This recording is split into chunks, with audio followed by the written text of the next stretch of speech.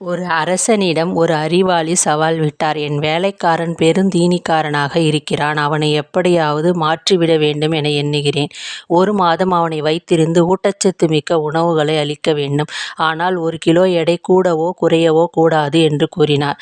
மேலும் வேலையோ உடற்பயிற்சியோ எதுவும் செய்யக்கூடாது என்ற கோரிக்கையும் வைத்தார். அப்படியே ஆகட்டும் என்று அரசர் அந்த வேலையாளை தன் அரண்மனையில் தங்க அனுமதித்து விருந்தும் ராச உபசரிப்பும் வழங்கினார்.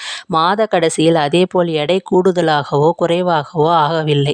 அந்த அறிவாளிக்கு ஒரே ஆச்சரியம். எப்படி இவ்வாறு நடந்தது என்று கேட்டார் அந்த அறிவாளி.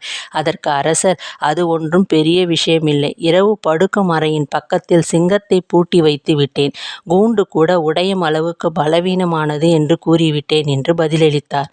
அச்சமின்மையே ஆரோக்கியம். அச்சமின்மையே முழுமையான சுதந்திரம். பயமின்றி இருந்தால் எதையும் சாதிக்கவும் சமாளிக்கவும் செய்யலாம்.